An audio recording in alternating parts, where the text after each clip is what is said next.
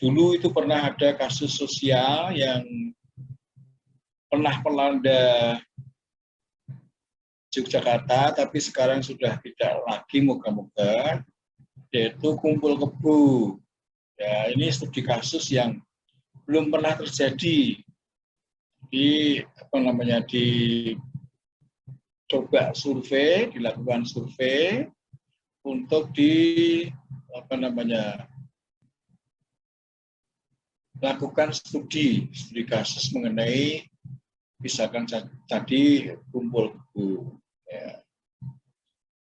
Ada contoh-contoh lain studi kasus yang bisa kita pelajari, ya, kasus-kasus yang misalkan saja berkaitan dengan COVID-19, ini apakah betul atau potensi untuk terjadi pada saat di takziah atau pelayatan. Nah, itu dipelajari betul apakah benar kondisi seperti itu menimbulkan suatu tambahan kasus COVID-19. Jadi beritanya itu tidak kusah-kusuk gitu. Kemudian juga ada bentuk yang lain, penelitian yang bersifat eksplorasi, ya, temuan-temuan yang baru itu uji coba, ya, diuji coba. Ya, diuji coba itu apa? Yang mudah itu misalkan saja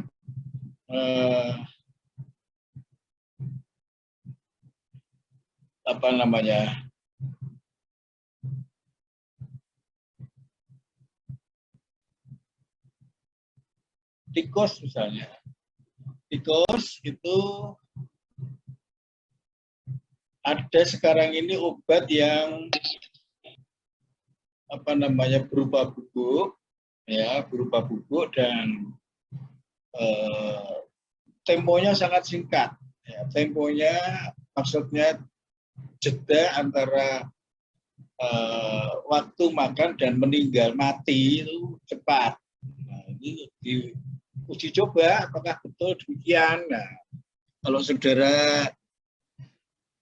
di Jogja, ya, di Jogja itu di sekitar Universitas Negeri Yogyakarta itu kalau saudara beli di sana ada berbagai macam umpan tikus. Kalau saya sebagai kepala rumah tangga, ya hal-hal seperti itu penting, karena saudara mungkin belum begitu penting. Karena kalau tikus sudah masuk rumah itu sudah sangat menjengkelkan. Ya, semua dikrikiti, semua dimakan dan ya, jadi sesuatu yang baru dijadikan suatu yang, ya, bahasa lainnya mungkin percobaan, ya, uji coba, percobaan gitu ya. Misalkan saja saudara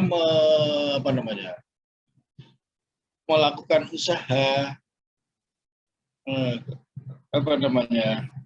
ikan, besaran ikan. Misalkan saudara tinggal di daerah yang banyak air, saudara ingin latihan usaha, entrepreneurship gitu ya, kewirausahaan, saudara kepingin latihan, nah, saudara coba misalkan saja kalau ada 2 kotak, misalkan 2 kotak nila dengan ukuran yang besarannya sama, yang satu diberi pelet, misalkan jenis makanan pelet, kemudian yang satunya diberi roti yang saudara beli di toko-toko roti yang tidak laku dijual, gitu. Jadi roti-roti yang tidak laku dijual itu kalau dipakai makan ikan senang sekali.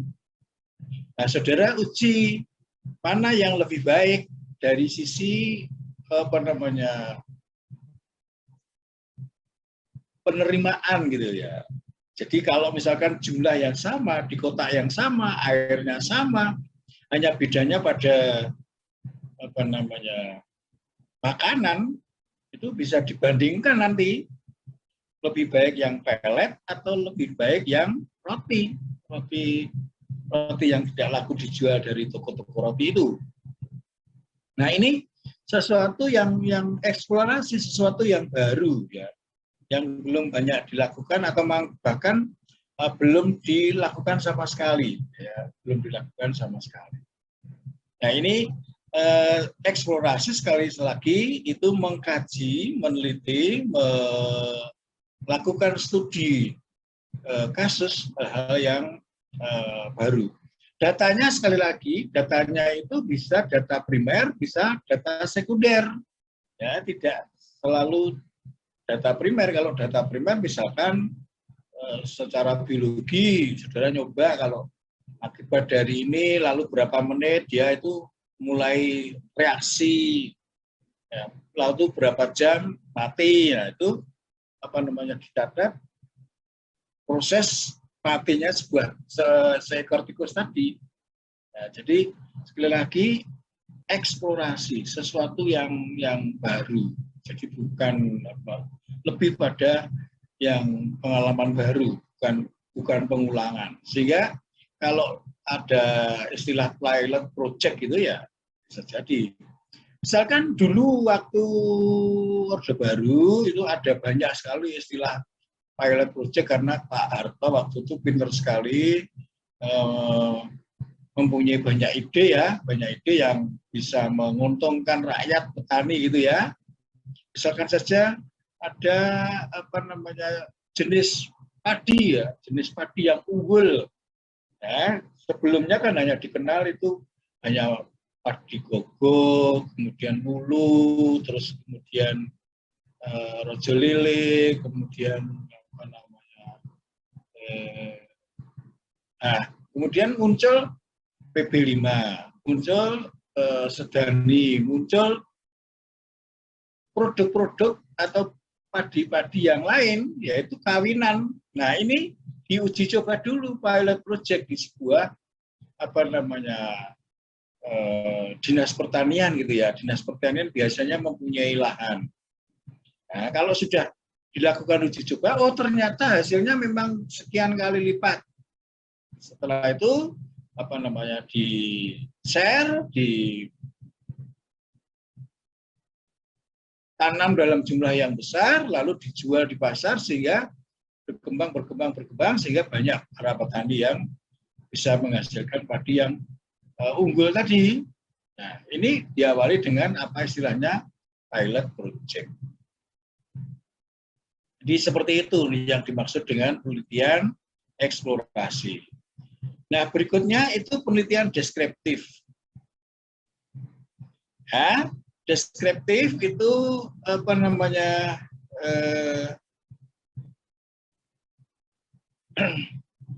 apa arti deskriptif itu?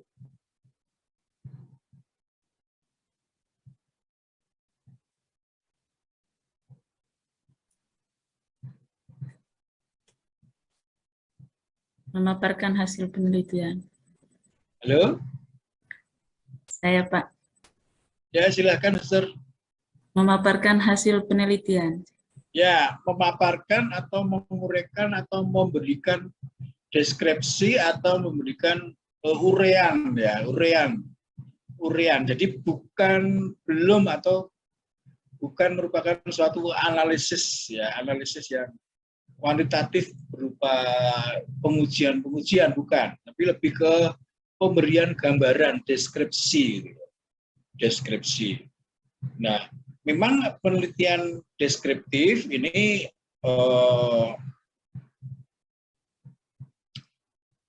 tidak salah juga.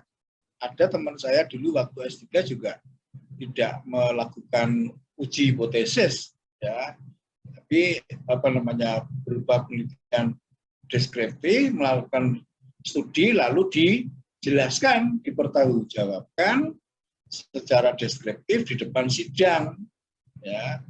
Ini menjelaskan karakteristik, misalnya karakteristik dari kalau zaman dulu ada peneliti dari Australia yang apa namanya, mengapa kok di Jawa itu ada tradisi tumpengan gitu ya.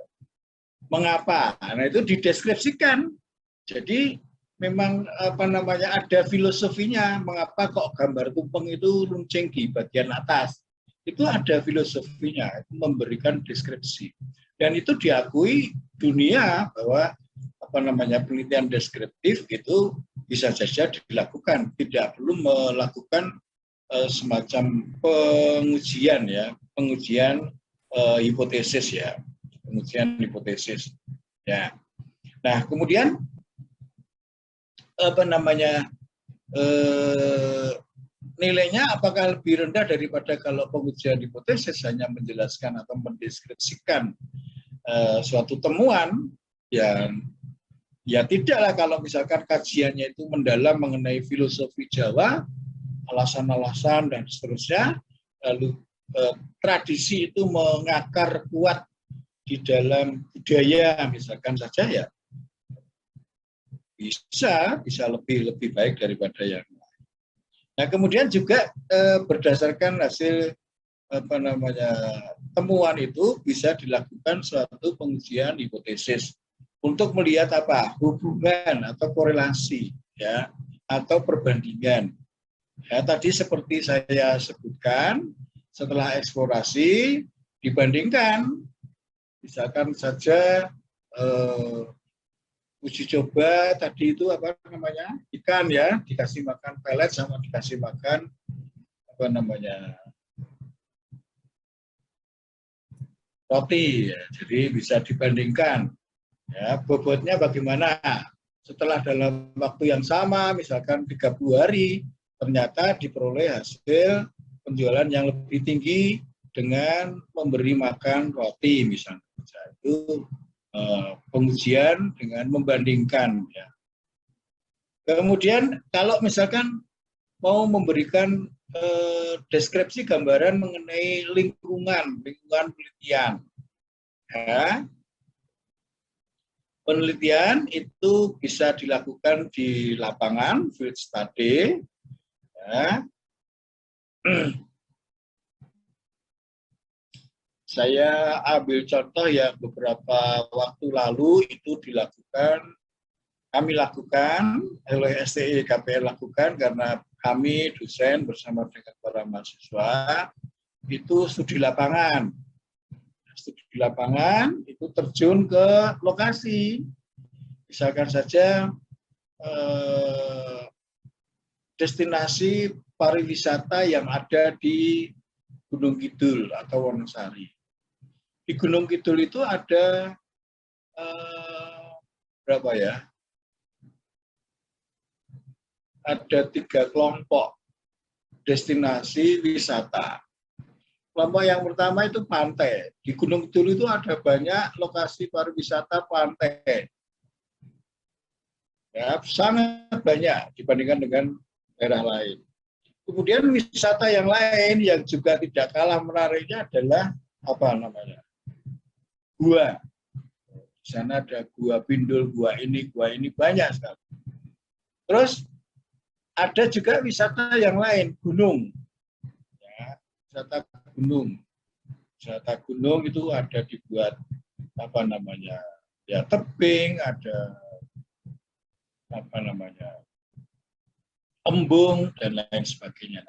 Kami datang ke lokasi, ke lapangan, mensurvei, menanyai, ya, tanya jawab dengan misalkan saja pengunjung, misalkan saja dengan penjual, misalkan saja dengan apa namanya, pengelola ya. Pengelola itu misalnya yang menjual karcis, menjaga yang di pintu masuk, kemudian tukang parkir ya. Kemudian penjual itu bisa penjual jasa apa namanya, ruangan, kamar atau tempat penginapan, kemudian jasa-jasa yang lain di sana juga ada, kemudian apa namanya, rumah makan, ya, kemudian pedagang asongan, ya. dan lain-lain. Itu namanya studi lapangan, penelitian yang dilakukan di lapangan. Jadi melihat langsung, ya, datang langsung ke lapangan. Juga misalkan saja kami datang ke gua, misalkan Gua Pindul, ya, sama, menanyai petugas, menanyai pengunjung, kemudian termasuk perangkat ini desa, ya, karena kan ada ketentuan-ketentuan yang harus dipenuhi oleh pengelola, ya, maka perangkat desa juga dilibatkan sebagai responden, ya, sebagai responden. Juga misalkan pedagang, kami datang ke lapangan. Kami datang ke lapangan untuk memperoleh data, untuk mengumpulkan data. Nah, kemudian ini saya pesan kalau saudara mencoba yang paling bawah ini, tolong hati-hati. Penelitian eksperimen. Penelitian eksperimen itu sebetulnya, eksperimen itu ya eksperimen artinya apa? Kalau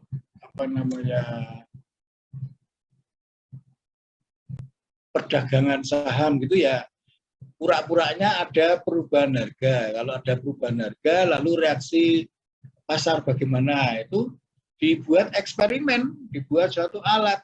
Kalau ada perubahan sekian persen, bagaimana reaksi pasar. Nah, kalau reaksi pasarnya begini, lalu bagaimana akibat berikutnya. Itu eksperimen dan menggunakan program kalau zaman sekarang. Menggunakan program aplikasi. Nah, saudara-saudara,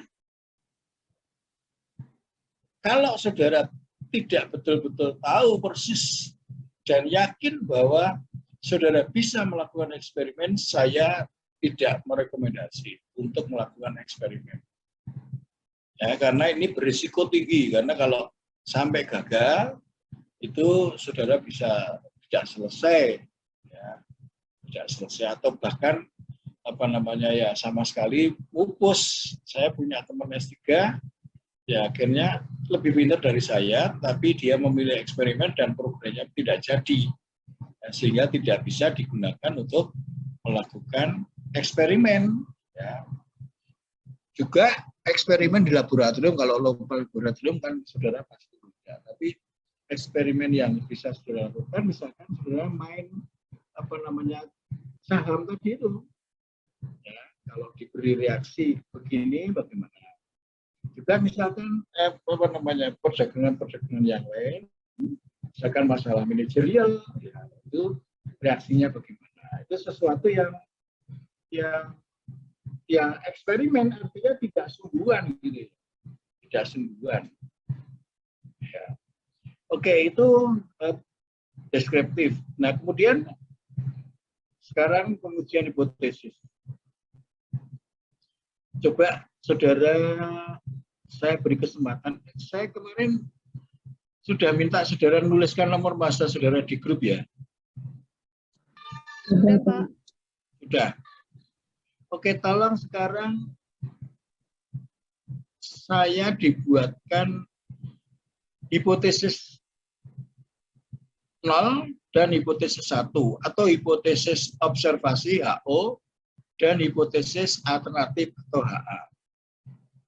Tolong dibuatkan. Terserah, misalkan apa? Kualitas produk berpengaruh positif terhadap kepuasan konsumen, misalnya. Kualitas produk tidak berpengaruh positif terhadap kepuasan konsumen, itu H0-nya. Nah, tolong dibuatkan, ya. Ya, saudara terserah mau kausalitas, hubungan sebab akibat, penyebab, ya, akibat ini berpengaruh terhadap yang lain, atau menyusun hipotesis perbedaan, ya. Oke, silahkan pilih salah satu, ya, dari berbagai kemungkinan bentuk hubungan ya, antar satu variabel dengan variabel yang lain. Nah, ini misalkan perbedaan itu yang biru, ya, pengaruh itu misalkan yang merah. Tolong dipikirkan, nanti segera sampaikan secara lisan. Saya beri waktu ya 5-10 menit.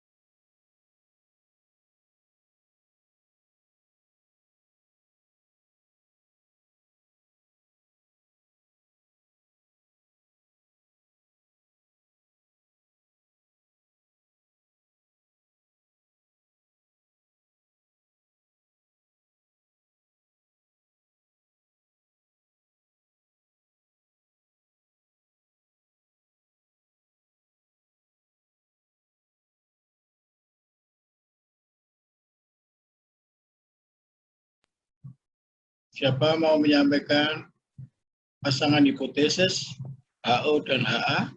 Saya coba untuk menjawab, Pak. Saya juga, Pak. Silakan, Saya Habib. juga, Pak. Oh iya, Pak. Mas Syafif. Ya, nama saya Afif, nomor mahasiswa 729, Pak. Kita Nanti mencoba. nulis sendiri ya, Mas. Saya nggak Oke. bisa hafalkan ya. Pak, siapa? Jadi hipotesis saya hipotesis pengaruh karena saya cukup suka dengan pasar modal. HO-nya return tidak berpengaruh terhadap minat investasi, HA-nya return berpengaruh terhadap minat investasi, Pak. Apa Mas yang berpengaruh terhadap ini? Return, Pak. Jadi kayak kayak hasil yang dia terima itu nanti akan berpengaruh tidak terhadap minat dia untuk berinvestasi di pasar modal seperti itu, Pak. Oke. Setelah Mas Afif ada lagi. Saya Pak Siska, Pak. Ya, Vivi. Terima kasih, Pak. Jadi kalau punya saya mencoba membuat hipotesis HO-nya, kualitas pelayanan tidak berpengaruh terhadap kepuasan pelanggan, lalu HA-nya, kualitas pelayanan berpengaruh terhadap kepuasan pelanggan. Oke. Berpengaruh apa, Mbak? Berpengaruh positif, Pak. Ya. Kalau mau dibuat satu arah. Ya, kalau saya sarankan, ya biasanya itu kalau saudara baca landasan teori, ya itu kalau sudah pernah diteliti orang lain atau dilakukan penelitian, mungkin tidak hanya sekali, tapi banyak kali mungkin, itu biasanya bisa secara eksplisit berpengaruhnya itu positif atau negatif. Kalau saudara menggunakan kata berpengaruh saja, itu biasanya itu belum jelas. Belum jelas. Misalkan suatu makanan baru diberikan pada ayam misalkan, berpengaruh terhadap pertumbuhan ayam. Ya, itu tidak jelas karena itu makanan baru. Berpengaruh pertumbuhan itu bisa menjadikan semakin gemuk, bisa malah menguruskan. Karena ternyata cuman kenyang aja, tapi makanan itu tidak bergizi, misalnya. Jadi itu sesuatu yang tidak jelas, saudara menggunakan kata berpengaruh.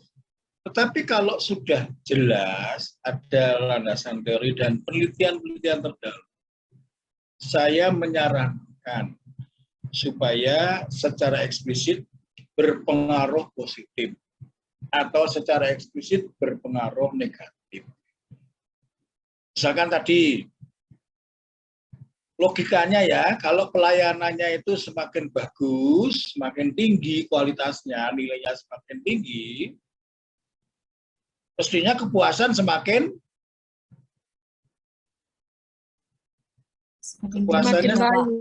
semakin tinggi. Jadi antara kualitas pelayanan dengan tingkat kepuasan itu punya hubungan positif. Jadi kualitas pelayanan berpengaruh positif terhadap tingkat kepuasan. Seperti itu, kalau misalkan harga berpengaruh negatif, kalau harga naik, jumlah yang diminta turun, itu sudah umum.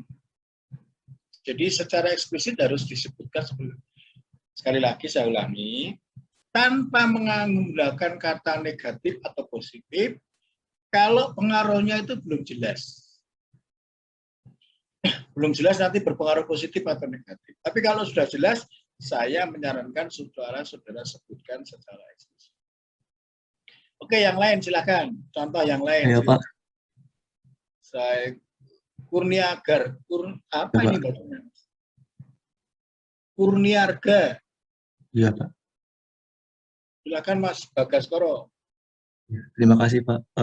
Hipotesis yang saya ajukan yaitu H0-nya audit delay tidak berpengaruh terhadap pergantian auditor, sementara HA-nya audit delay berpengaruh positif terhadap pergantian auditor. Oke, silakan setelah Mas Bagaskoro. Saya, Pak. Siska dulu. Oh iya, terima kasih Pak. Hipotesis saya tentang pengaruh yang H0-nya adalah strategi promosi melalui media sosial tidak berpengaruh positif terhadap minat beli konsumen.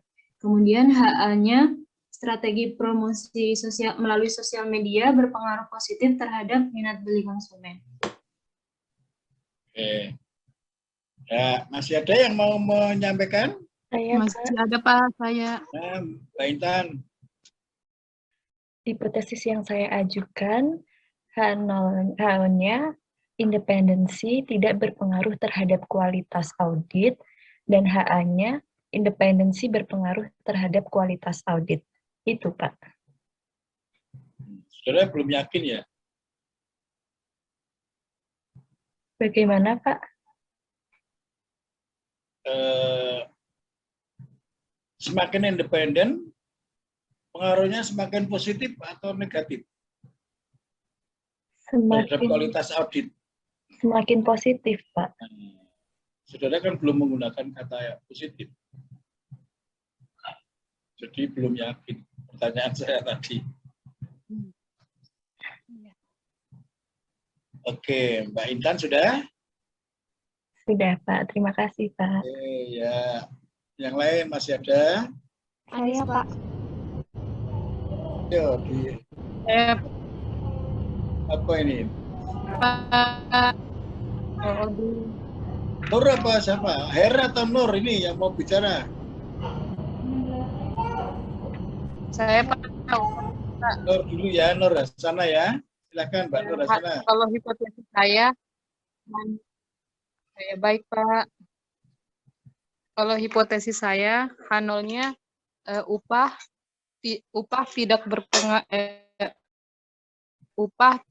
tidak berpengaruh positif terhadap kinerja, hubungan kerja berpengaruh positif terhadap kinerja karyawan. Ya. Berpengaruh positif ya, hanya ya. Iya Pak, berpengaruh positif terhadap kinerja karyawan. Ya, oke. Ini Mbak Hasana, yang lain ada lagi? Saya Pak, Yola Audia Pak. Ya, Yola, silakan. H0-nya service excellent berpengaruh negatif terhadap kepuasan pelanggan. HA-nya service excellent berpengaruh positif terhadap kepuasan pelanggan.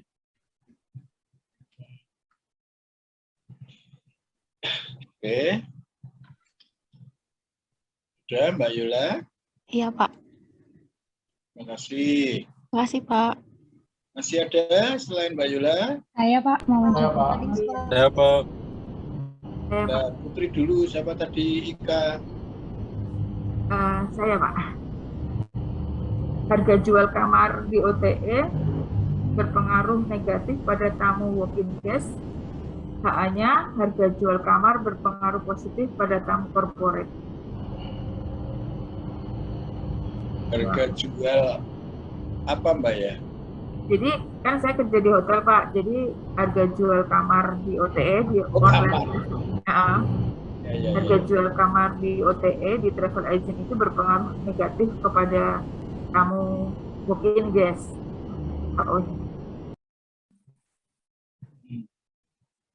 Oke, Syahril? Terima kasih Pak. Iya Pak, makasih Pak. Kalau menurut saya, tidak ada pengaruh cahaya matahari terhadap pertumbuhan jagung.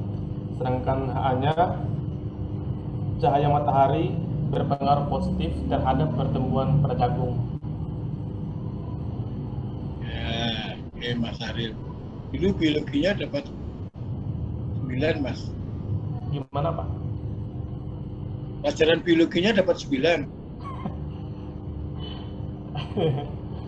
Iya Pak. Oke, setelah Mas Syahril, siapa lagi? Saya Pak. Siapa? Putri dulu, siapa tadi? Widya. Ya, silakan Mbak. Sama Widya, Mas. Iya. Untuk H0-nya, work-life balance tidak berpengaruh terhadap kinerja karyawan. Kemudian HA-nya work-life balance berpengaruh positif terhadap kinerja karyawan. Tadi yang H0-nya tidak berpengaruh terhadap kinerja karyawan. Iya. Kok HA-nya jadi berpengaruh positif?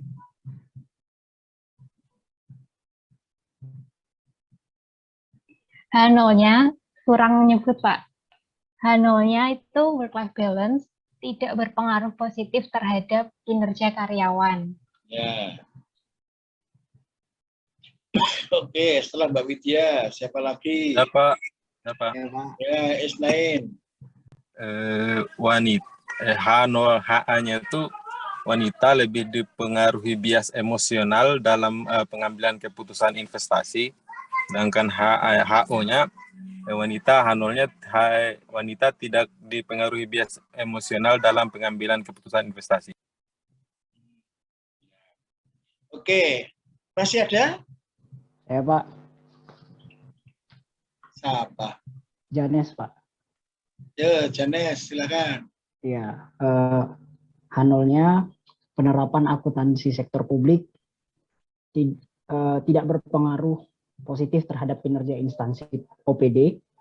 HA-nya penerapan akuntansi sektor publik berpengaruh positif terhadap kinerja OPD. Kinerja OPD ya? Iya, Pak. Oke, Janes. Sudah? Masih ada setelah Janes? Anis, Pak. Silakan Anis.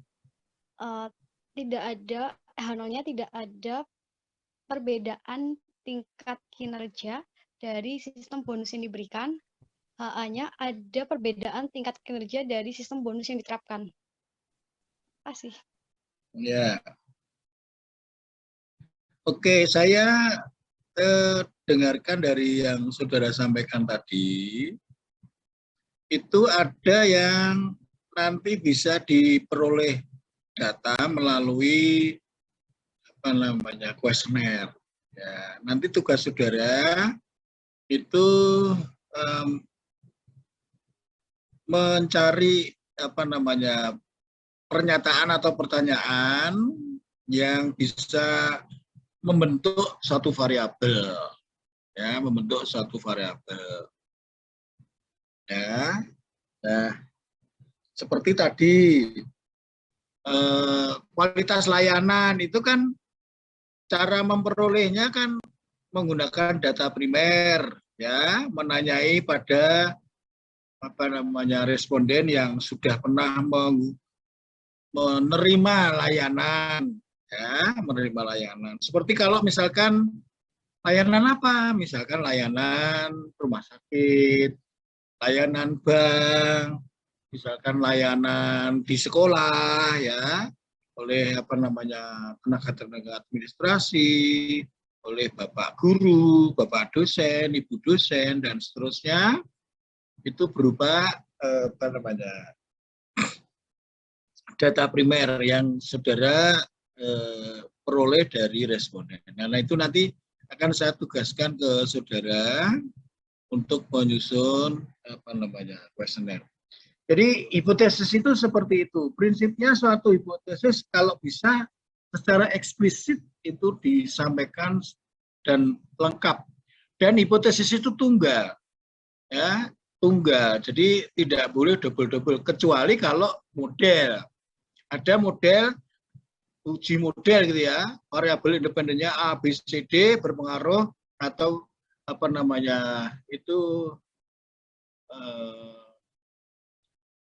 menjelaskan variabel dependen atau tidak. Nah, itu bisa secara bersama-sama, simultan.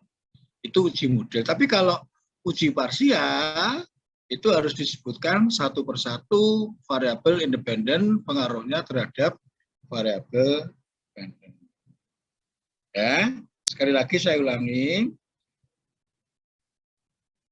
Berkelompok variabel independen, ya, menjelaskan suatu variabel dependen itu berlaku untuk uji simultan atau uji model.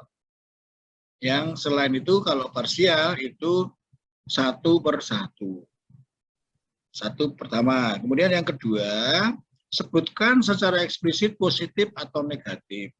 Kalau sudah jelas, ya, baik landasan teorinya maupun hasil penelitian terdahulu, gitu ya. Dan Yang ketiga, hipotesis itu suatu pernyataan yang harus diuji kebenarannya. Ya, harus diuji kebenaran dari hipotesis itu. Bisa jadi data yang saudara kumpulkan, data yang saudara gunakan untuk membuktikan hipotesis itu setelah diolah ternyata hipotesisnya tidak diterima atau ditolak. Nah, kalau tidak diterima ya sudah, saudara jelaskan kemungkinan hipotesis penelitian saudara yang tidak diterima itu karena ini dijelaskan. Karena ada kemungkinan orang lain yang melakukan penelitian terdahulu itu juga pernah menghasilkan penolakan hipotesis penelitian seperti yang saudara alami. Sehingga kalau saudara membuat hipotesis nanti misalkan yang akan saudara uji itu ada 3, misalkan hanya ada 1 yang terbukti, ya enggak apa-apa. Jangan terus kecil hati lalu mengubah-ubah data sehingga semuanya diterima, enggak ada gunanya. Kenapa? Karena di pertemuan terdahulu sudah pernah saya sampaikan, kalau data itu sampah, tidak benar, setelah saudara hitung yang alat hitungnya atau rumusnya itu tidak tahu datanya itu sampah baik atau tidak, itu bisa menyesatkan, ya, bisa keputusannya salah dan merugikan banyak pihak. Saya kira begitu mengenai hipotesis. Ada pertanyaan sampai di sini?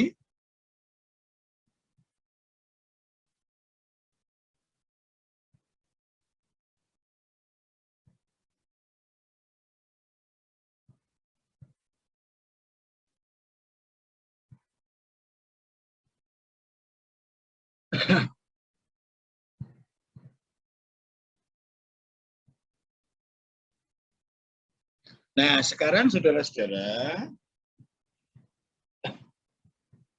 tadi sudah disebutkan ya bentuknya penelitian itu eksplorasi, deskriptif atau pengujian suatu hipotesis.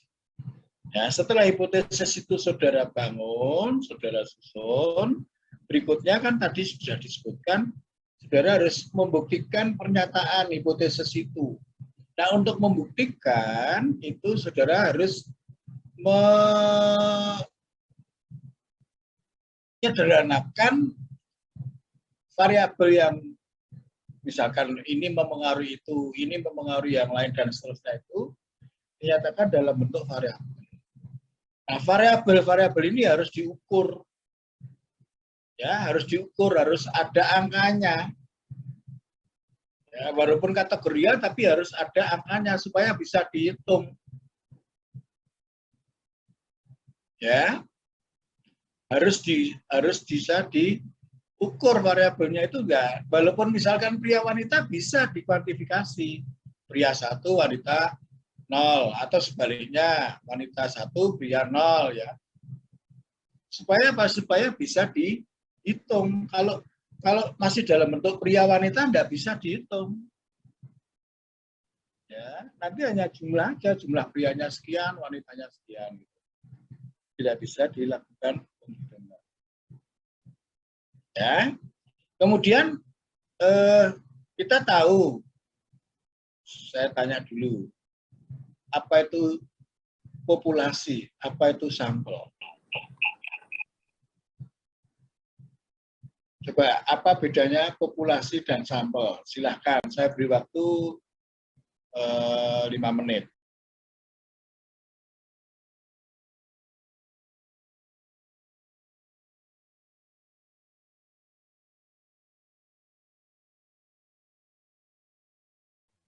Populasi adalah sekumpulan data, kalau sampel itu bagian dari populasi, Pak.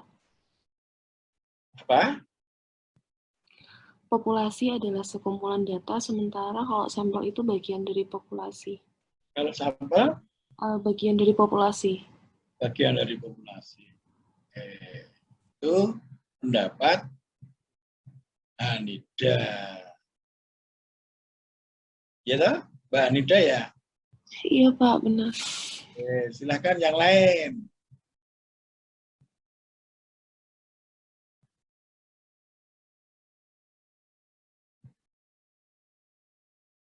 Matius. Halo. Matius. Belum dengar saya, Matius.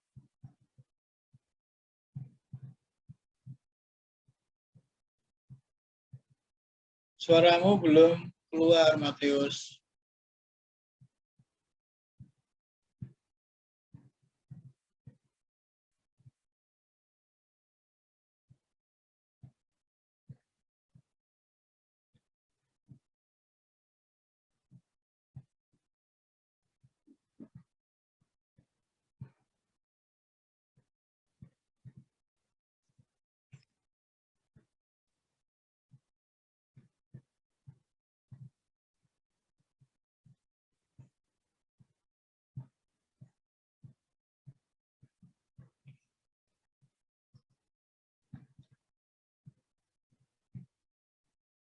Halo?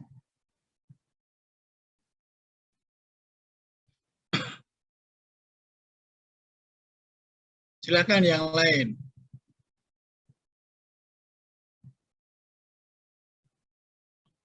Saya, Pak. Ya. Populasi adalah wilayah generalisasi yang terdiri dari objek yang mempunyai kualitas dan karakteristik tertentu. Sedangkan sampel itu bagian dari jumlah dan karakteristik yang dimiliki oleh populasi, Pak. Oke, nah ini penting ini. Sudah menjurus apa yang saya harapkan. Ya, jadi sampel itu tidak hanya bagian, tapi karakteristik ya. Karakteristik dari sampel itu seperti populasi. Nah, ini penting ini. Oke, silakan yang lain.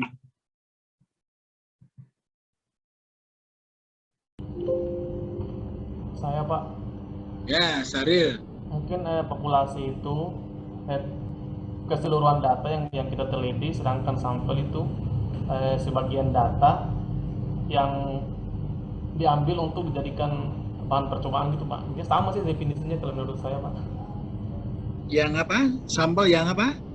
Sampel itu sebagian yang diambil dari keseluruhan data buat diteliti, Pak. Ya. Sebagian populasi yang diambil untuk diteliti, Pak. Iya. Itu kayak seperti yang pada gambar itu ada bulat yang gede itu populasi, sedangkan sampel itu yang bulat yang paling kecil di dalam, Pak. Ya.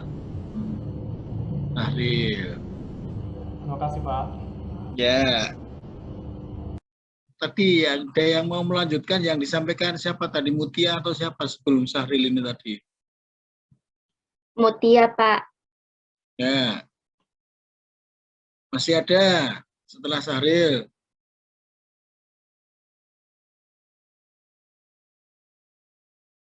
Oke, jadi benar bahwa sampel itu bagian dari populasi. Tapi sampel itu harus memiliki karakteristik seperti yang dimiliki populasi.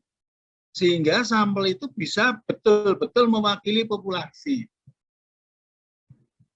Ya, tidak boleh sampel asal diambil. Nah, nanti individu, kelompok, atau organisasi ini harus betul-betul mewakili populasi. Misalkan saya ambil contoh ya, individu. Saya ambil contoh individu. Individu dari yang pernah menerima atau merasakan pelayanan rumah sakit di DIY misalkan, atau di kota. Saya beri batasan yang lebih sempit. Populasinya masyarakat yang pernah menerima layanan rumah sakit di kota, misalkan kota madya. Kota madya itu ada beberapa rumah sakit, ada Bethesda, ada apa namanya Antirape, ada beberapa itu di Ahmad Dahlan itu, kemudian punya pemerintah dan sebagainya. Itu siapa gitu, mewakili populasi enggak. Kalau yang diambil itu semua pegawai negeri, ya tidak bisa mewakili populasi.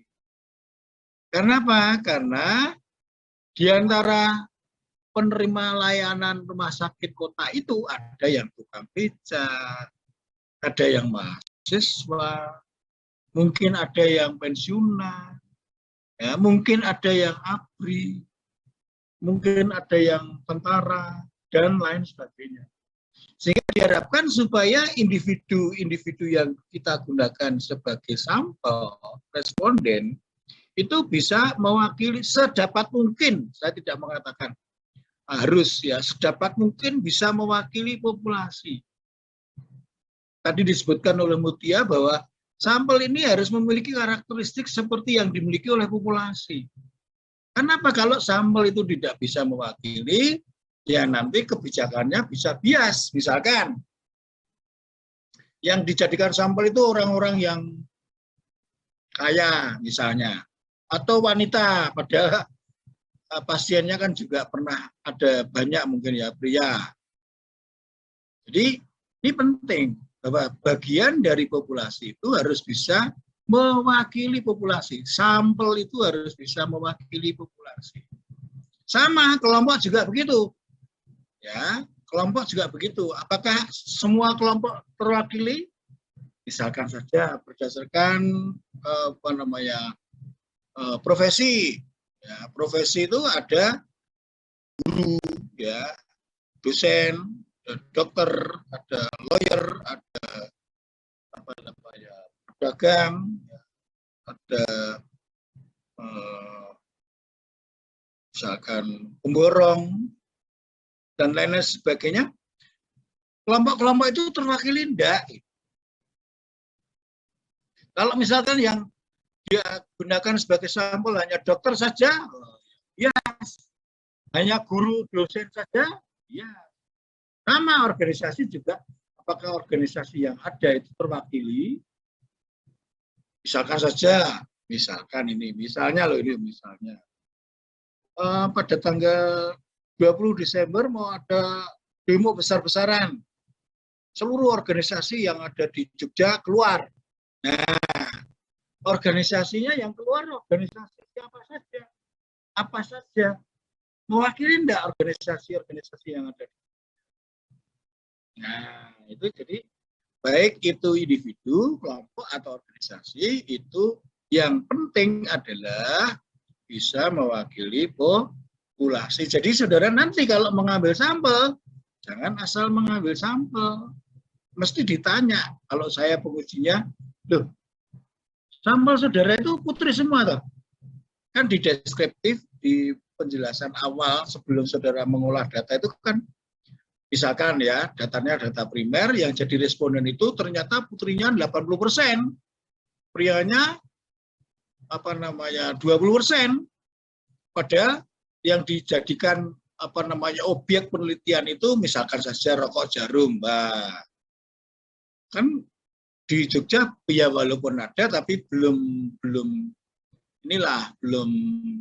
lazim lah kalau perempuan itu merokok, ya walaupun ada 1-2 tapi belum lazim. Oke, itu unit analisis atau nanti kita kembangkan menjadi sampel. Itu sekali lagi harus merepresentasi, harus mewakili populasi.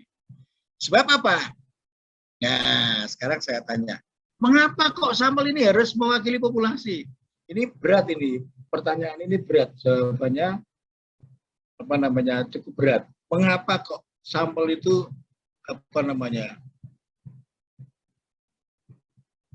harus merepresentasikan populasi? Ya, walaupun jawabannya singkat tapi berat. Ya, silakan dipikir. Ya, mengapa kok sampel ini harus mewakili populasi, harus bisa merepresentasikan populasi, atau sampelnya itu harus baik? Ya. Itu konsep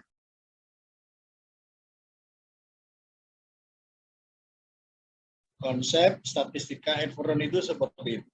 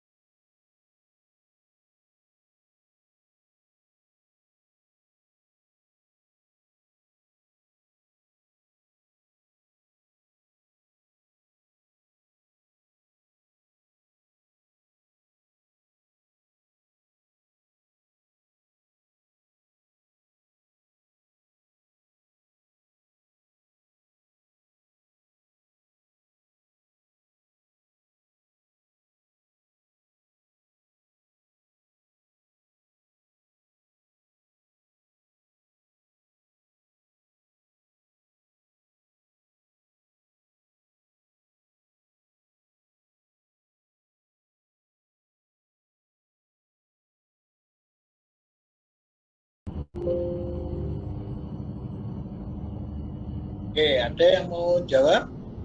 Mungkin untuk mempermudah peneliti, Pak. Ya? Mempermudah peneliti, misalnya kan kayak penelitiannya si A itu populasinya si DIY misalnya. Nah, itu kan tidak mungkin kan Pak, dalam 1 bulan tuh dia semua provinsi DIY itu dia turun untuk meneliti satu persatu kan tidak mungkin Pak. Jadi mungkin dengan populasi itu sehingga dia bisa mempersingkat waktu dalam penelitian yang dilakukan, Pak. Oke, itu alasan mengapa diambil sampel. Iya, mungkin itu Pak. Ya. Terima kasih Pak. Ya, oke. Oke, terima kasih Mas Ariel. Saya Pak mau coba jawab. Mau jawab gimana? Mengapa sampel harus representatif terhadap populasi kan Pak? Oke, ya, sip. Jadi karena hasil atau kesimpulan dari sampel itu akan diberlakukan juga pada populasi. Makanya si sampel ini harus representatif bagi populasi, begitu Pak. Oke, silakan setelah panggilannya siapa ini? Runi Pak, Runi. Runi. Runi, Iya. Kairunisa. Benar Pak. Panggilannya Runi. Iya Pak. Bukan Nisa. Bukan Pak, soalnya nanti banyak Pak kalau Nisa Pak. Ya, yang Runi itu bagus, padahal itu kalau dianggap bahasa Inggris tata tulis bangsa bunyinya Rani ya. Iya Pak. Kalau Rani banyak. Iya. Kalau Runi memang ya mungkin hanya saudara. Iya Pak. Moga-moga. Oke, itu jawaban Mbak Runi. Silakan kalau ada yang lain.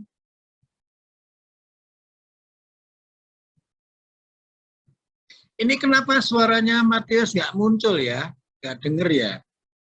Ini kepingin bicara ini si Matius Vano nih.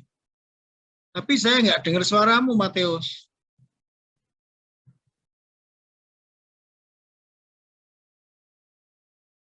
Oke, Matius, kalau ini coba di chat aja, Matius.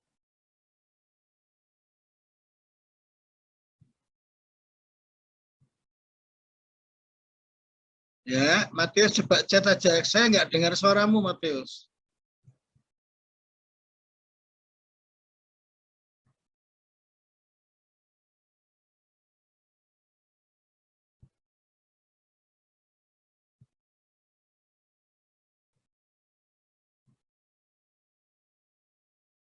Oke, yang lain? Saya coba jawab nih, Pak. Oke, Yosua. Baik, untuk jawabannya di sini kenapa sampel harus mewakili populasi? Jawaban saya mungkin agar dapat memberikan gambaran sebenarnya tentang populasi itu. Jadi jika sampelnya diambil secara tidak benar, mungkin sampel itu tidak dapat memberikan hasil yang baik dalam menggambarkan keadaan sebenarnya dalam populasi yang diteliti. Untuk contoh kasus mungkin yang saya berikan, jika ada penelitian tentang pengaruh budaya organisasi terhadap mungkin terhadap komitmen gitu Pak di dalam suatu organisasi, dalam suatu perusahaan. Jadi populasinya kan kita ambil yang bekerja di perusahaan tersebut dan sampel-sampelnya mungkin kita bagi menjadi berapa pria dan wanita yang bekerja di situ mungkin Pak. Jadi kalau sampelnya kita ambil di luar situ, misal contohnya pelanggan dari perusahaan itu mungkin tidak menggambarkan populasi yang ada di dalam penelitian tersebut. Mungkin seperti itu Pak. Terima kasih. Oke, terima kasih Mas Yosua. Masih ada setelah Mas Yosua?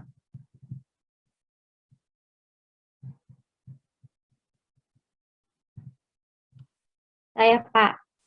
Oke, Mutia, Mbak Mutia, silakan. Mungkin menurut saya karena di sini dari sampel lah itu yang merupakan bagian dari jumlah dan karakteristik yang diperoleh dari populasi tadi, Pak.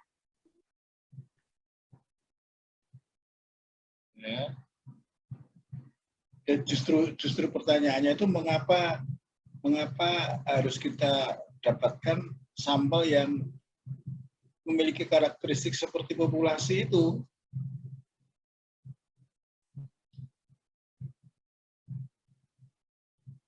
Jadi harus bisa menggambarkan populasi yang sebenarnya, tidak misalkan ada A, B, C, tidak hanya A, tidak hanya B, tidak hanya C, tapi juga sebagian A, sebagian B, sebagian C gitu.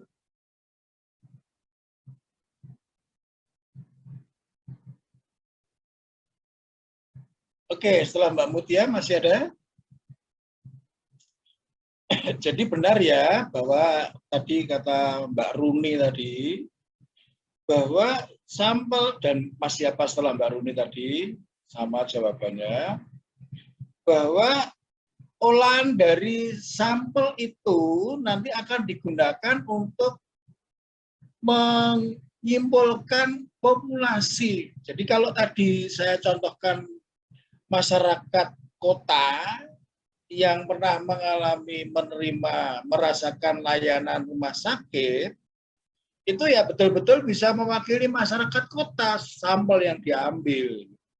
Jadi bukan mewakili PNS, bukan mewakili mahasiswa, bukan mewakili tukang beca, bukan mewakili pedagang kaki lima, tapi mewakili masyarakat. Kenapa? Karena sekali lagi kesimpulan yang diperoleh dari olahan sampel itu akan digunakan untuk memberikan gambaran populasi. Jadi kalau dikatakan layanan dari rumah sakit berpengaruh positif terhadap tingkat kepuasan. Layanan siapa? Layanan kepada siapa? Kepada masyarakat. Siapa yang mengalami kepuasan? Masyarakat. Itu populasinya masyarakat. Maka sampelnya yang digunakan untuk diolah itu harus bisa mewakili masyarakat itu. Ya, itu hakikat dari sampel. Jadi bukan sekedar bagian, bukan sekedar contoh, tapi harus bisa mewakili populasi. Alasannya yaitu tadi, karena hasil olahan sampel akan digunakan untuk mengambil keputusan terhadap populasi. Ya, jadi hipotesis ini populasi ini, bukan sampel ini. Nanti kalau kita terima keuntungan produk A lebih besar daripada keuntungan produk B, ya berarti keuntungan produk A kapan saja. Bukan khusus hanya diambil dalam waktu singkat, tapi kapan saja. Atau produk A yang dihasilkan oleh pabrik apa saja. Ya, misalkan begitu. Jadi sampel itu penting mewakili populasi. Ini ada chat dari siapa ini?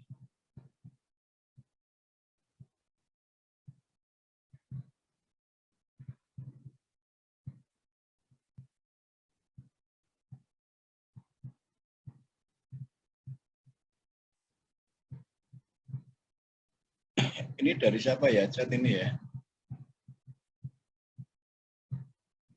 Oh, dari Matius. Oke.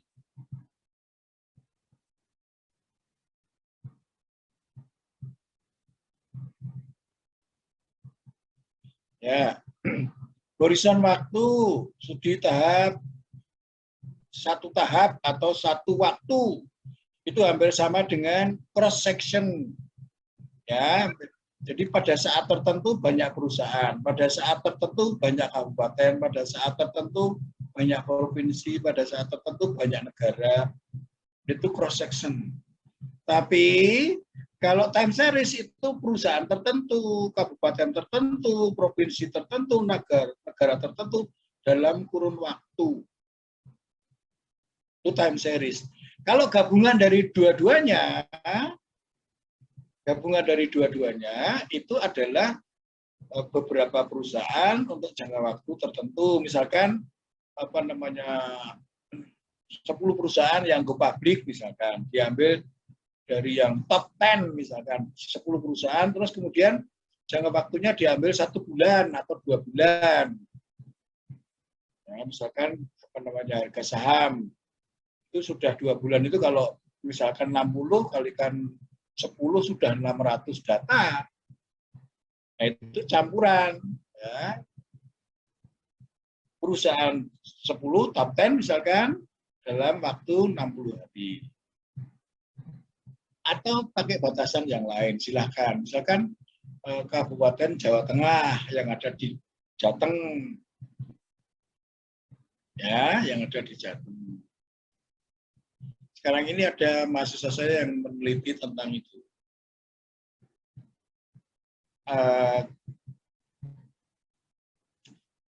Ada 2 kabupaten yang datanya tidak lengkap, ya saya suruh menghilangkan, karena kalau tidak lengkap nanti data panelnya bisa kacau. Nah, ini campuran antara cross section dan runtut waktu atau time series ini kadang disebut apa? Disebut data panel. Oke. Kemudian longitudinal itu jangka panjang, saya kira tahu ya. Oke. Nah, sekarang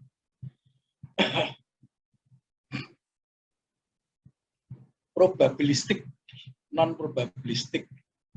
Ayo, siapa yang ingat? Yang populasi dan sampling sudah ya. Probabilistik dan non probabilistik ini desain pengambilan sampel.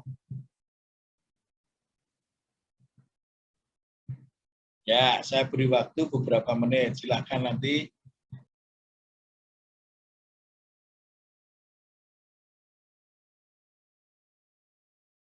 saudara bedakan proses sampling yang probabilistik dan proses sampling yang non probabilistik itu apa.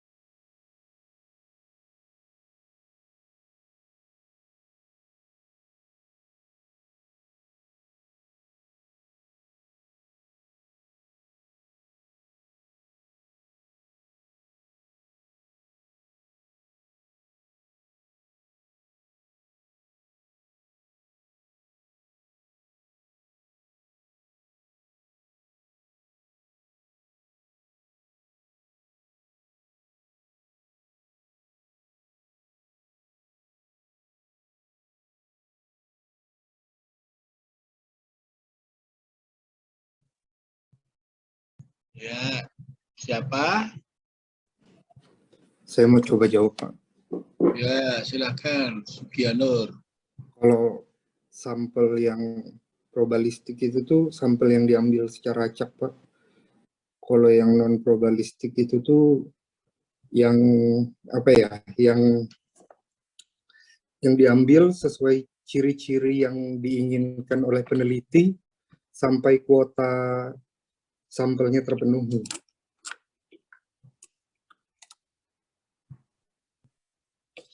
Terima kasih.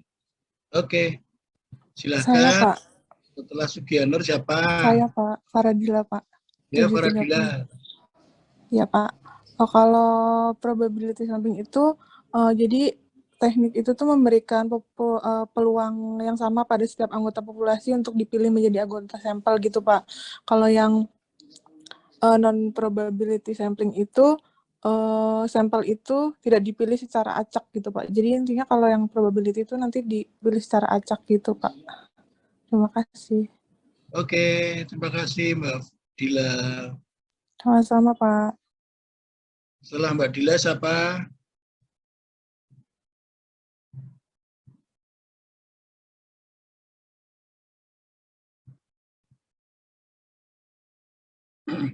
Baik, yang tadi sudah disebutkan ya, baik untuk apa namanya Mbak Dila maupun si siapa sebelumnya?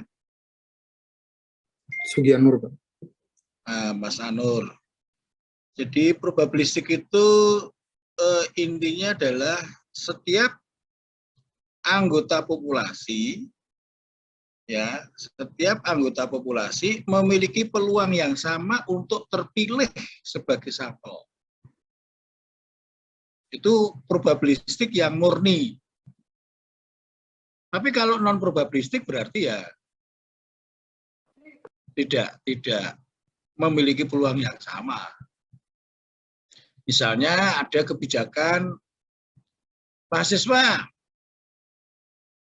yang diambil sebagai wakil itu mahasiswa Gajah Mada, mahasiswa STKPN, ya, mahasiswa UII, udah. Misalnya. Berarti sama sekali tidak ada peluang bagi mahasiswa UAD, USD, Instiper, dan seterusnya. Itu intinya. Bahwa probabilistik itu setiap anggota populasi memiliki peluang yang sama untuk terpilih sebagai, memang idealnya itu probabilistik. Tapi di dalam kenyataannya itu susah untuk bisa dipenuhi. Ya, ada kebijakan tertentu. Ya, mungkin penghematan waktu, penghematan biaya, dan lain-lain alasan. Ya, tingkat kesulitan dan seterusnya. Nah, nanti kalau probabilistik benar, ya, kemudian ada yang apa namanya terpilih sebagai sampel itu di Kulon Progo, daerah Kaligese, daerah mana? Daerah Nanggulan sana ke atas. Wah, itu sulit itu. Jadi intinya adalah itu. Sampling yang probabilistik, setiap anggota populasi memiliki peluang yang sama untuk terambil atau terpilih sebagai sampel. Kalau non probabilistik itu tidak sama. Biasanya dengan kebijakan, judgment. Ya. Oke, tadi populasi dan sampling sudah ya. Sekarang metode pengumpulan data. Ya, observasi, pengamatan itu biasanya di biologi, kedokteran, dan sejenisnya. Wawancara ya, bisa sosial, seperti yang kami lakukan waktu datang di tempat apa namanya wisata.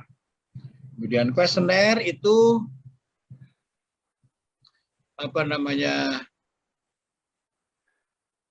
quest itu singkatan dari question, jadi ada pertanyaan atau pernyataan yang harus dijawab, harus diisi, harus disikapi oleh responden. Nah, saudara-saudara, kuesioner ini yang paling sering digunakan, apalagi zaman sekarang. Zaman sekarang itu orang mengedarkan kuesioner tidak perlu mencetak kertas, membagikan kertas, menemui responden satu persatu, tetapi bisa melalui Google Form. Ya, saya sendiri belum pernah buat, tapi sudah pernah mengisi berulang kali dengan model Google Form. Ya, sebetulnya sama sih cuman secara otomatis seperti kalau saudara ujian nanti atau sudah pernah itu kuesioner gitu saudara jawab seperti itu, tinggal milih mana yang benar, mana yang jadi jawabannya dan seterusnya. Kalau ini dengan cara mencentang. Ya, kemudian ukuran fisik saya kira juga masalah biologi. Masalah-masalah biologi atau masalah-masalah kimia atau masalah-masalah fisika yang menggunakan ukuran metrik. Kemudian data primer, data yang diambil dari responden, sumber langsung. Data sekunder, data yang sudah diolah atau sudah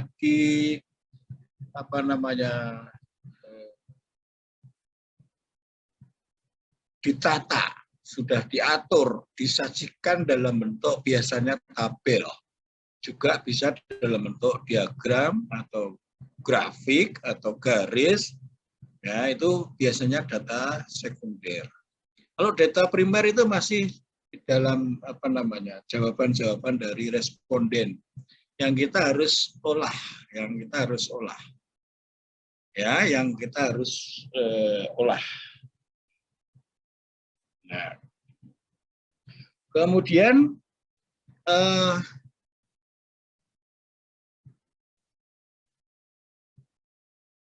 kalau data primer itu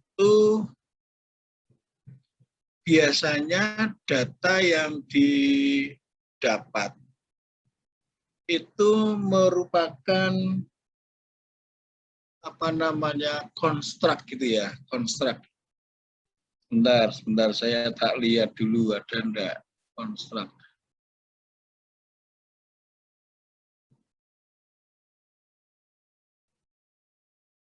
Sebentar ya, saya tak tunjukkan dulu ya, supaya saudara ada gambaran. Sebentar.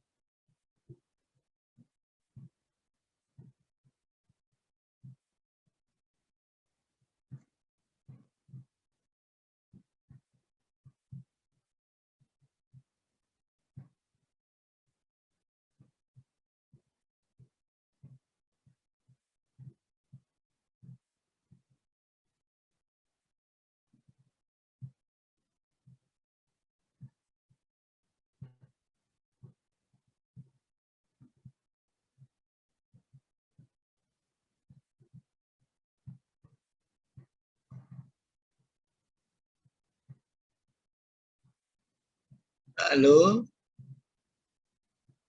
bisa saudara lihat? Bisa, Pak. Bisa, Pak. Nah, ini kualitas jasa yang dipersepsikan, yang yang dirasakan ya. Nah, kalau menurut para suraman dan siapa lupa saya. Ada Parasuraman dan siapa 3 orang, lupa saya namanya. Ukuran dari, nah ini, service quality as conceptualized yang dikonsepkan oleh Parasuraman, Setamol, dan Berry tahun 88. Ya, kualitas jasa yang yang dinilaikan, yang dirasakan gitu ya, itu dipecah menjadi 5 komponen: tangible,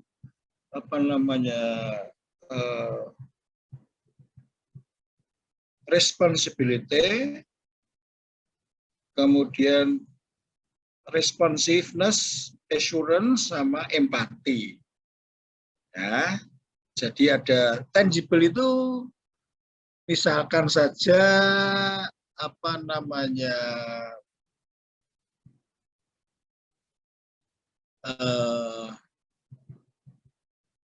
saudara kalau zaman sekarang periksa di rumah sakit gitu ya, periksa di rumah sakit, terus sebelum periksa dokter itu diperiksa perawat dulu, ya, periksa suhu dulu, periksa gula darah dulu. Nah, kemudian perawatnya atau petugasnya itu ngetik di komputer.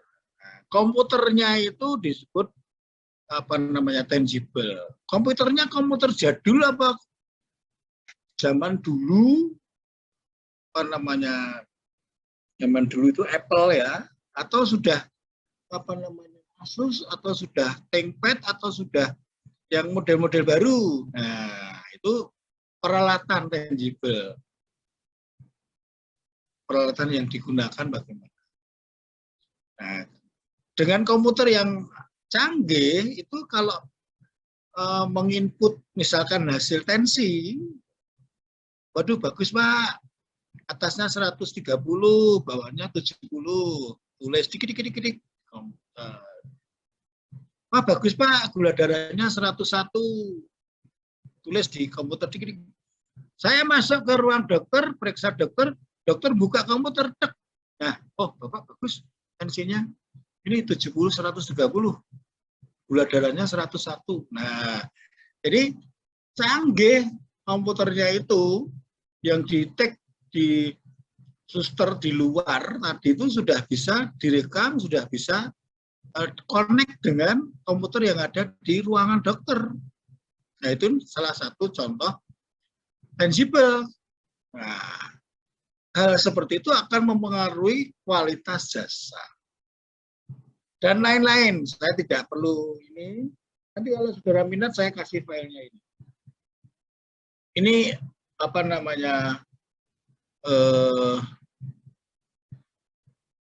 file utama, artikel utama yang saya gunakan untuk menyusun tesis saya dulu waktu S2. Nah, ini itu ada 4 pertanyaan yang berkaitan dengan tangible, yang berkaitan dengan reliabilitas. Itu ada 1, 2, 3, 4, 5 pertanyaan yang berkaitan dengan responsibility, responsiveness. Itu ada 4 pertanyaan yang berkaitan dengan kepastian. Kepastian itu jadi misalkan lab ya, di rumah sakit ya, lab. Besok bisa diambil jam 2 misalkan, atau tunggu 2 jam. Sudah 3 jam belum jadi, 4 jam belum jadi. Wah, ditanyakan, Bu, hasil lab saya sudah ada. Waduh, iya ya Mas, lupa. Nah, itu berarti tidak ada kepastian. Misalkan seperti itu. Nah, ini ada 4 pertanyaan untuk mengukur assurance ini. Kemudian empati. Empati itu misalkan ya kayak bantu gitu loh. Kalau ada kesulitan itu bantu misalkan. Saudara datang ke loket gitu, ada yang bisa saya bantu Pak? Misalkan saja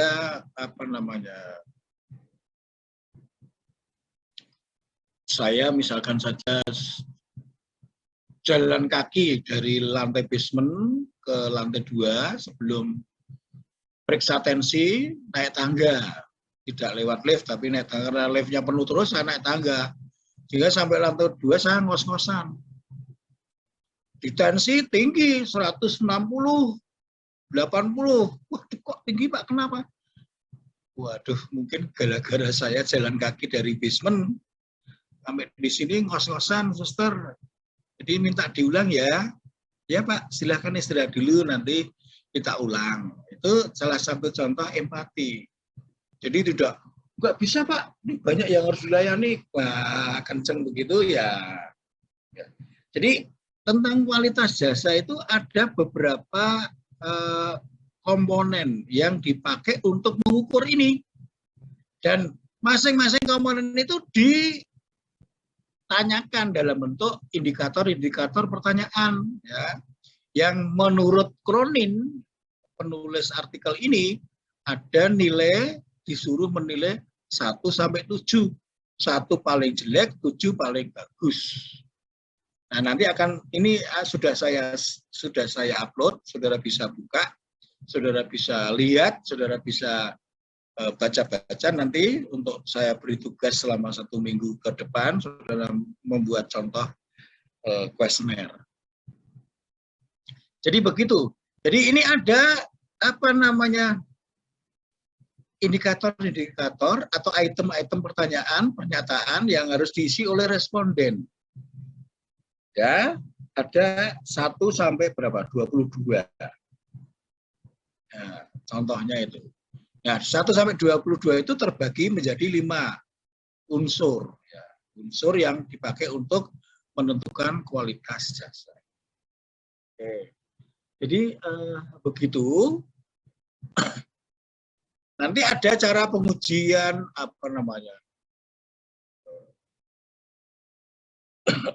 Ada yang masih ingat untuk menguji data-data primer seperti ini? Alat uji namanya apa? Depannya pakai V. Validitas, Pak. Satunya pakai R. Reliabilitas, Pak. Reliabilitas. Jadi data seperti ini harus diuji validitas dan reliabilitas. Sekarang ini banyak mahasiswa S2 yang menggunakan data primer. Data primer itu lebih cocok kalau saudara menggunakan PLS. Ya. Jadi Daspat PLS itu saya kira program aplikasi yang agak baru ya dan menyenangkan menggunakan itu karena kelihatan gitu loh. Hasilnya itu langsung kelihatan di diagram itu atau di gambar itu. Jadi bagus, saudara masih ingat uji validitas dan reliabilitas. Oke, kita kembali ke tadi mana ya?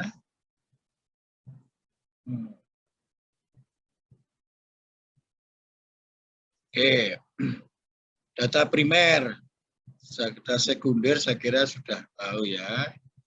Oke, skala pengukuran. Oke, skala pengukuran. Skala nominal menggunakan kategori, kemudian skala ordinal, kategori juga, peringkat, kemudian skala interval, itu kategori, peringkat, dan jarak, dan seterusnya. Ini pengertiannya, contohnya ini. Nah, nominal, contohnya biar mudah membayangkannya. Ya, biar mudah membayangkannya. Contoh skala nominal, apa? Nah, jenis kelamin, pria, wanita.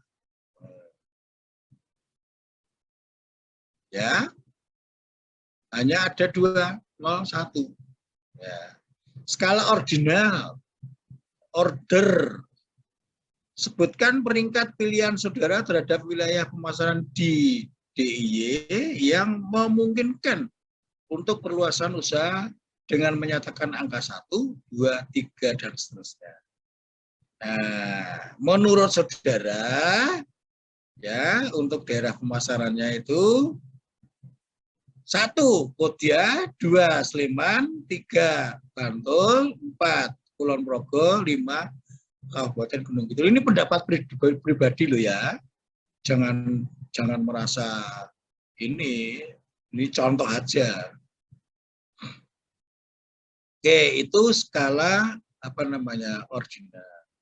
Kemudian skala interval.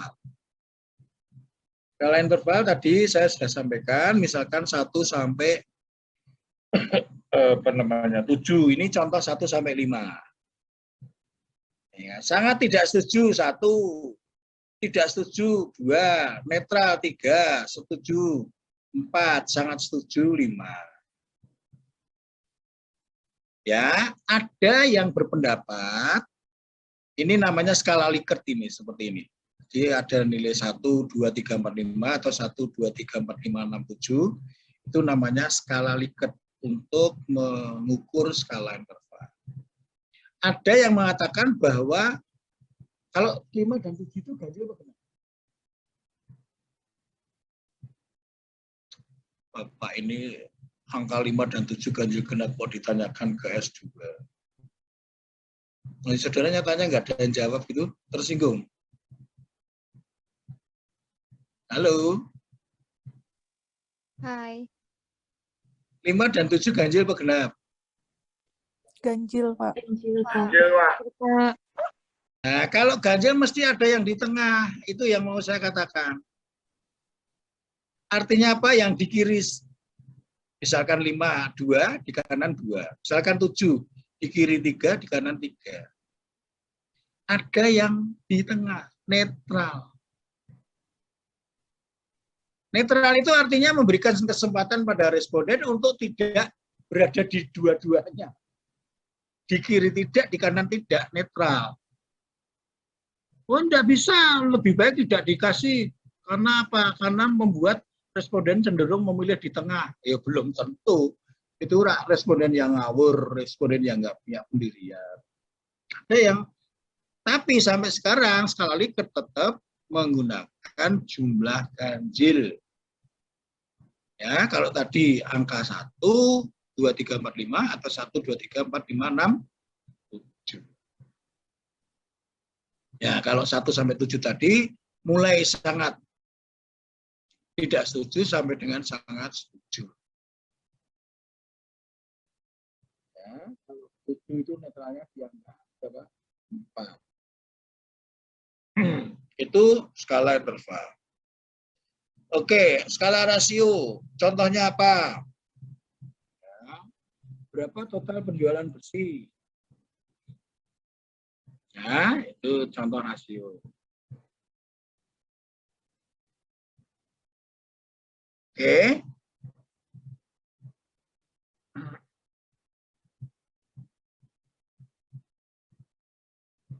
Skala sederhana. Berilah tanggapan mengenai tugas-tugas di tempat kerja saudara ya, dengan memberi tanda silang atau centang pada jawaban. Menarik, ya. Tidak, centang tidak. Memuaskan, ya. Silang atau centang, ya. Kalau tidak, silang atau centang, tidak. Ya, itu akhirnya nanti misalkan ya 1, tidak 0 atau sebaliknya terserah. Skala kategori.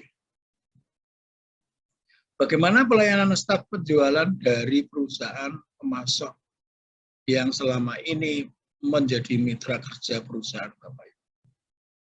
Misalkan sangat memuaskan dan seterusnya sampai dengan sangat tidak memuaskan. Itu cara kategori ya. Tapi dengan skala Likert tadi bisa 1 sampai 7. Sama. Perbedaan semantis. Berilah penilaian saudara atas produk baru. Ya, bagus, misalkan, jelek. Jadi, saudara tidak bisa memastikan, pokoknya saya cenderung bagus. Ya, kalau cenderung bagus berada di sebelah kiri. Misalnya ini bagus. Kalau cenderung tidak bagus atau jelek, ya cenderung ke kanan. Misalnya ini sebelah kanannya untuk jelek. Ya, terserah. nanti yang buat skalanya bagaimana. Oke, nah ini numeris. Kalau diberi angka, tadi sudah saya tunjukkan, 1 sampai dengan 7 atau 1 sampai dengan 5. Nah, ini disebut dengan skala Likert. Ini yang sering digunakan. Saya juga menggunakan ini. Ya, contoh skala Likert. Oke.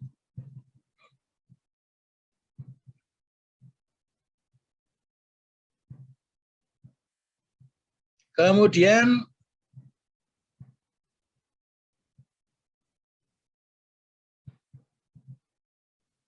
grafis ya dengan lambang ini.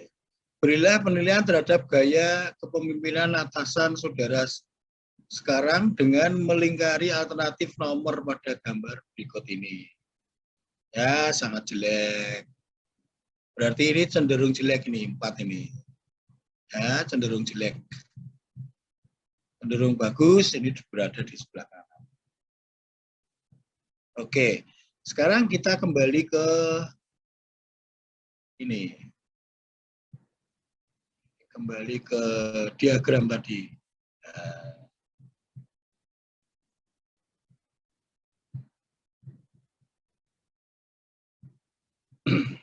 Oke. Tadi kita sudah sampai pada ukuran ya. Ukuran. Sekarang sampai pada sini.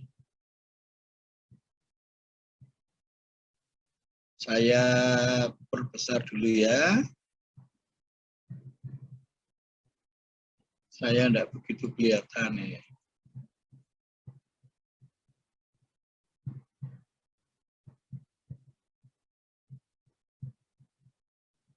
Oke. Bagian analisis data. Ini sekarang ini lazim nanti ditambah bagian akhir ini ya. Saya tambahkan di sini ya. Tidak hanya analisis data tapi pembahasan.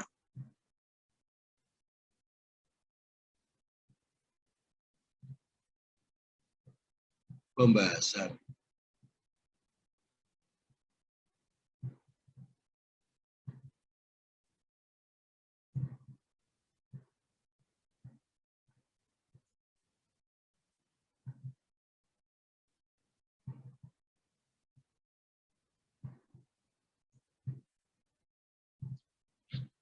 Ya.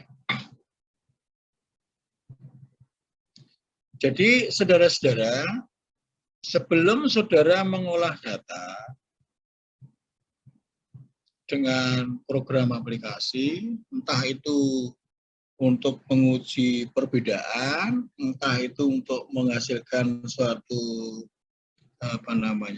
angka-angka yang bisa digunakan membuat atau menyusun persamaan regresi atau analisis yang lain, maka data itu harus disiapkan. Data itu harus tadi beberapa pertemuan yang lalu sudah pernah saya singgung, harus dibuat data yang baik. Karena ingat bahwa data yang tidak baik itu bisa menyesatkan. Nah, kalau misalkan tadi ada jawaban 1 sampai 7. Waktu saudara input, bentar ya, saya tunjukkan dulu supaya saudara ada gambaran. Saya tunjukkan dulu.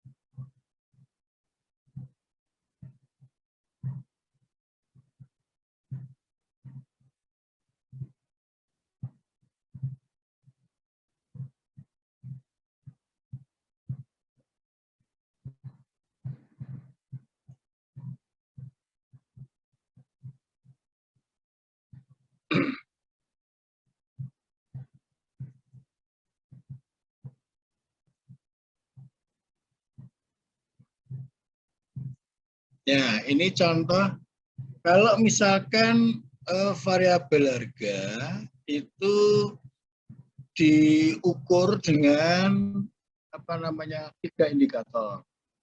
Kemudian promo itu diukur dengan 4 indikator.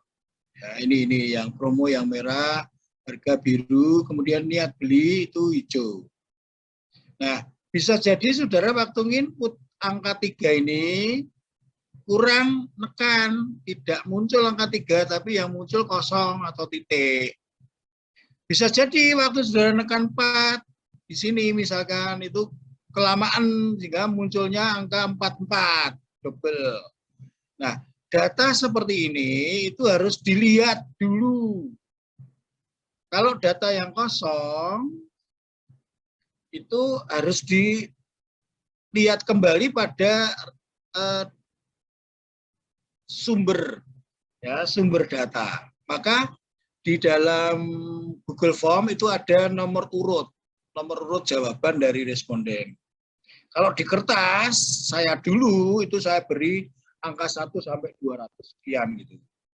Jadi data nomor atau responden nomor 110 kok ini ada yang kosong, saya kembali ke sana. Ya, jangan sampai ada data yang kosong. Ya, kalau memang kosong dari sumbernya ya bisa jadi sumbernya itu saudara buang, saudara tidak pakai. Atau saudara kalau mau ini ya bisa saja menggunakan rata-rata. Yang lain-lainnya gimana? Yang lain-lainnya 4, banyak 4, 3, 4, 3 kalau di rata-rata ya 4 lah kalau ada yang 5 sekarang. Saudara bisa isi dengan 4. Jadi tidak boleh ada data yang kosong. Ya, ini mengkompilasi data primer, ya, data primer yang berasal dari responden ke Excel. Ini Excel. Nanti saudara pindah ke mana-mana gampang. Data Excel saudara pindah ke SPSS mudah, saudara pindah ke Views, tidak ada kesulitan. Ya, jadi ini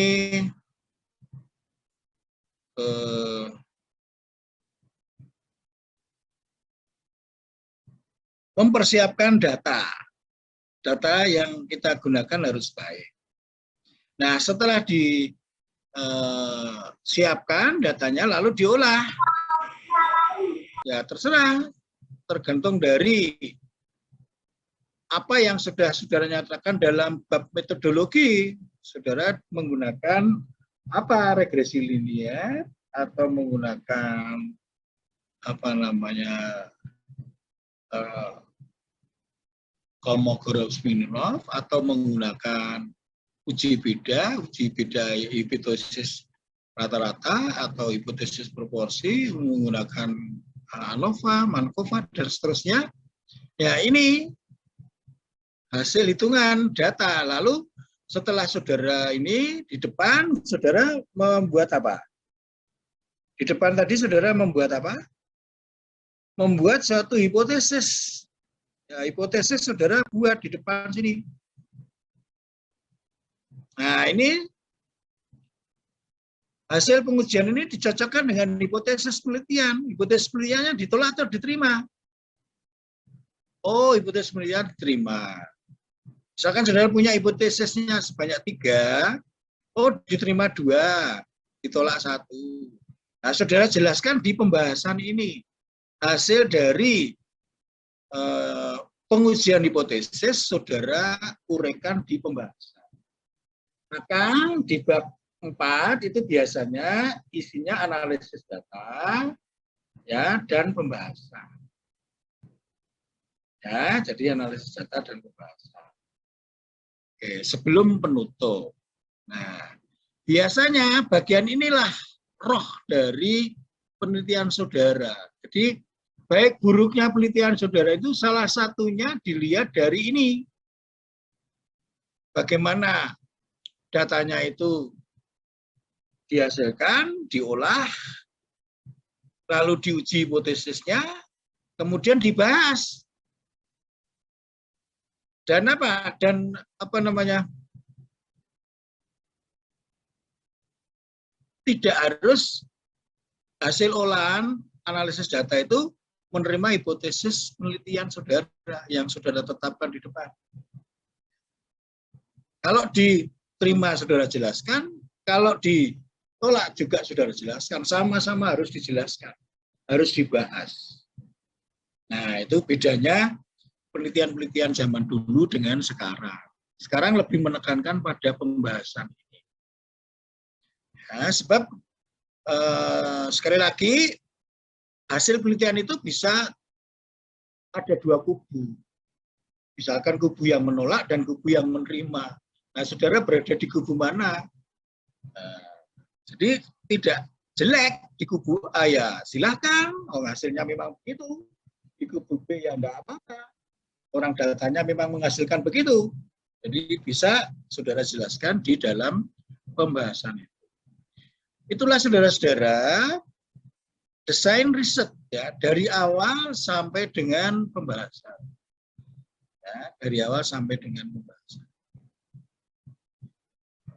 Data itu harus disiapkan, diolah, lalu hasilnya diuraikan, dijelaskan, dan seterusnya. Nah, sekarang kita kembali ke sini. Saya ingin tunjukkan ini.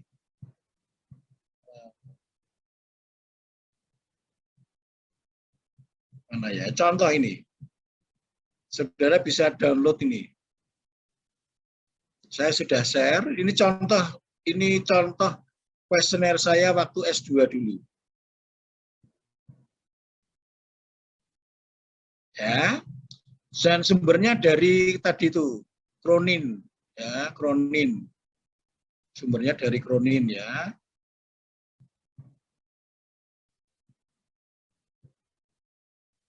Cronin tahun 1992.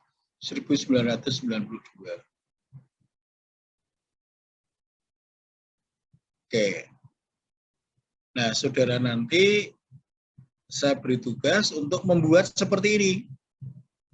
Membuat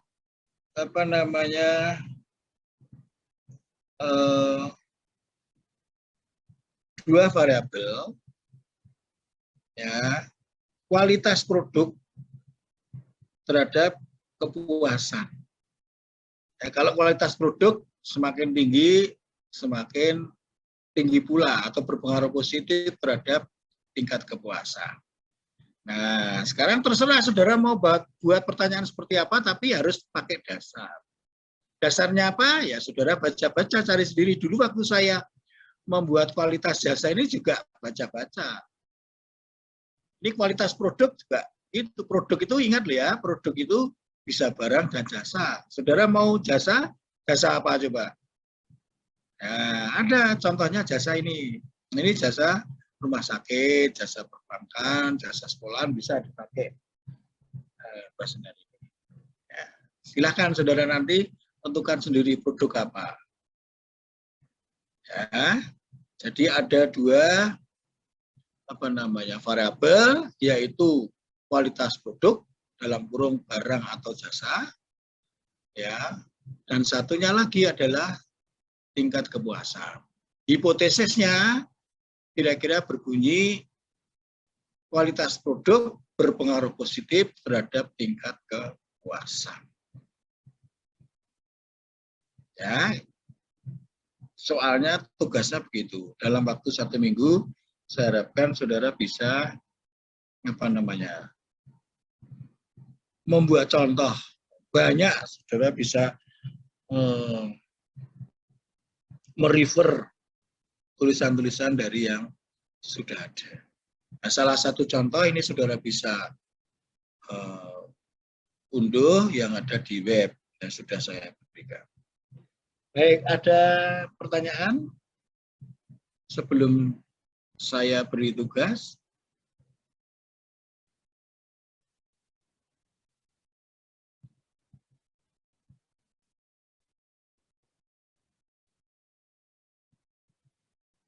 Ini contoh ya, tidak harus seperti ini. Saudara mau lengkap respondennya ditambahkan seperti tadi di dalam contoh di PowerPoint tadi, boleh juga. Ya. Boleh juga saudara tambahkan di bagian atas itu ini.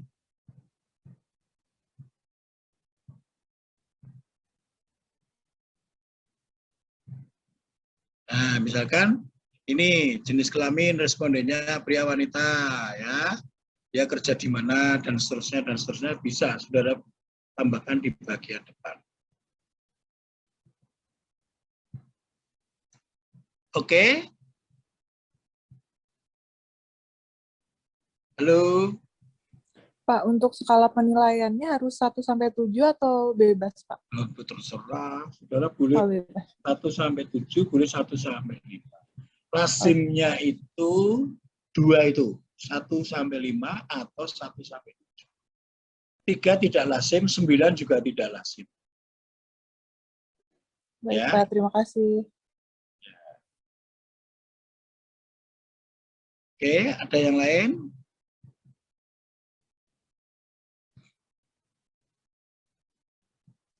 Oke, kalau tidak ada, kita akhiri dulu ya.